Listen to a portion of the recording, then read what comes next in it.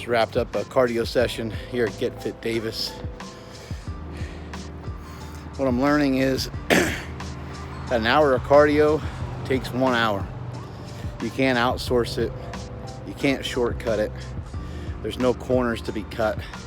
It's just an hour. I'm on the damn step mill. And for those of you that want to get in shape, and those of you who want to lose some body fat, but you're, I'll tell you, you know, all the different things I've figured out over the years. The main thing I've figured out with losing body fat and getting leaner is just that for a lot of you and for where I was at, I liked food more than I liked being lean, more than I liked the result of eating healthy food. I liked food and overeating and over-consuming even the wrong things, even sometimes the right things, but just overdoing it. Time to go home and to start to recoup from this and then get my cardio or get my lifting session in. You can see sometimes this isn't the most ideal. Probably I'd have like 4 hours, 5 hours in between, and I'd probably get in 2 meals. But this is the way it is. I'm a family man first, and everything else comes second. Slingshot, making millions of dollars, living in a slinger mansion, having the slinger mobile, and doing all these other fun things, lifting, bench pressing, squatting, deadlifting, all this other shit. Those are all second and third dairy, even though they're some of my favorite things to do. Here we go.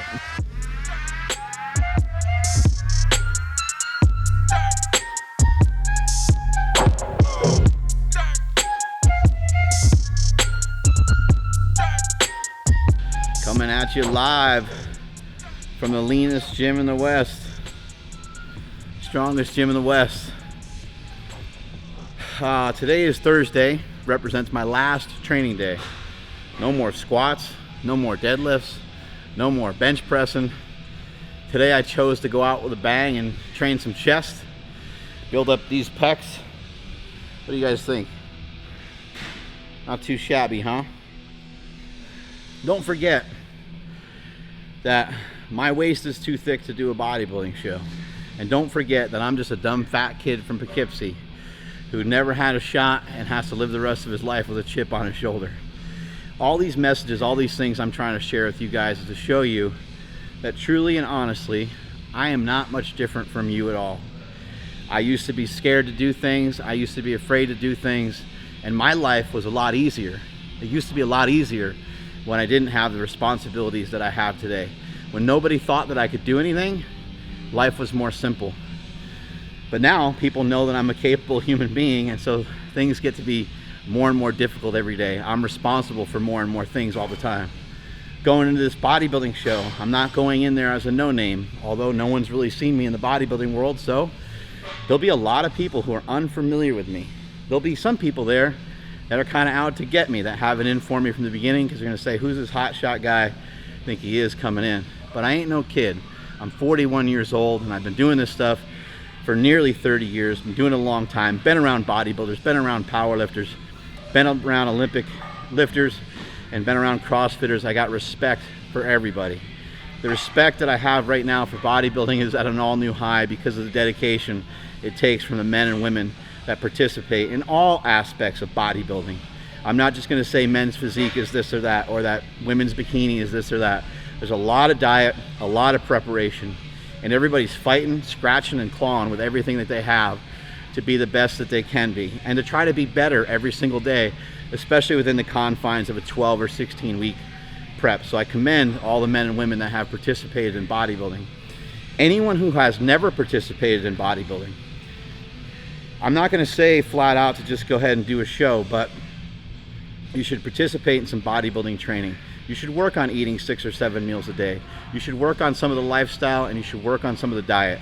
There's plenty of information around you. There's some great people you can go to, some great resources out there. Alberto Nunez would be a great resource. I'm lucky enough to have Hani Rambod in my corner, but he's in the corner of champions only pretty much, so I don't know why he selected me, but I really do appreciate him working with me. Somebody I gotta give a huge hand to is my boy Andrew Zaragoza, the engineer of our podcast, and he's been by my side for every single workout that I've done, Even when I went all the way down to Los Angeles, he was there hacking it with me at 4 a.m. for a lot of those workouts as well. And the few workouts that he missed out on, he was upset about it, and he was still sending me videos and pictures of him training over here.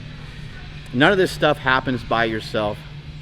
None of this stuff can happen alone. I'm lucky enough and fortunate enough to have a great team and have some really wonderful, awesome people around me.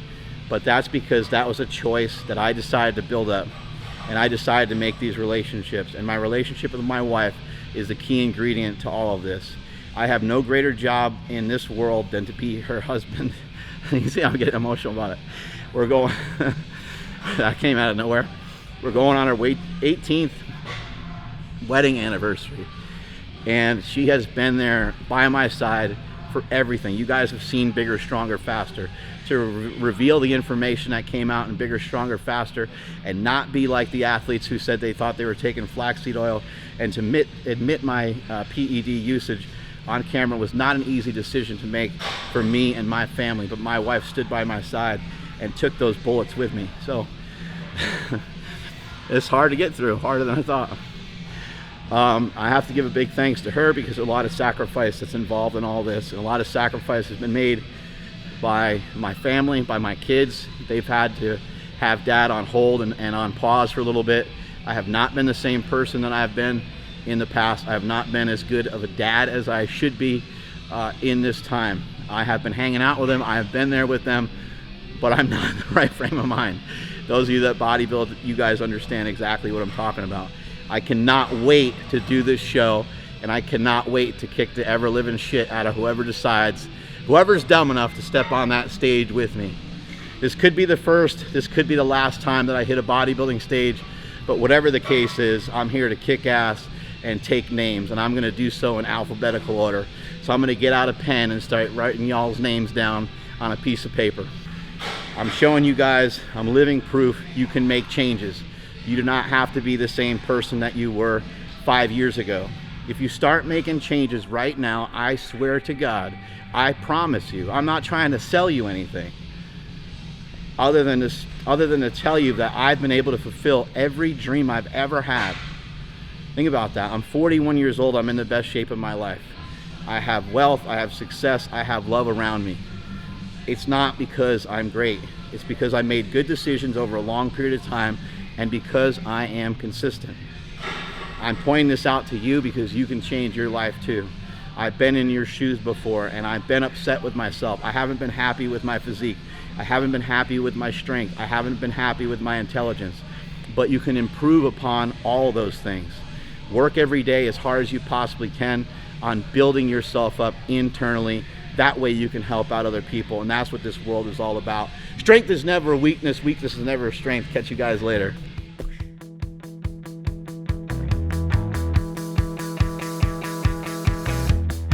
Guys, this is Nsima, the Natty Professor, and I've been just working with Mark here and there in terms of his posing. And I remember when he told me that he was going to do a show back in, I think, July. It was what, 12 weeks or something out, or 14 weeks out. I was like, I thought he was going to get pretty lean, because when people do, their first bodybuilding shows, they typically don't get super lean. They get conditioned, but not like pro stage lean. So I was like, okay, Mark's going to do pretty good for his first one. Maybe he'll do another one later and improve. But seeing what he's been able to do from then to now, it's like when you see professional conditioning, he's literally right there, if not there already. And that doesn't happen with people on their first rodeo, especially someone who comes from powerlifting, who's never done any type of bodybuilding type of dieting, who doesn't do bodybuilder workouts. To attain this type of conditioning is something unreal. And it just goes to show the type of work ethic he has. Like, obviously with the gym and everything he's done, we know Mark can work, but then taking on something totally new and smashing it and just fucking killing it, it's rough for me to think about, because even in my first bodybuilding show, I looked bad. I didn't look that great. So, dude, Mark, congrats. I hope you kill it tomorrow. We're gonna be there to cheer you on, and fucking awesome job, man.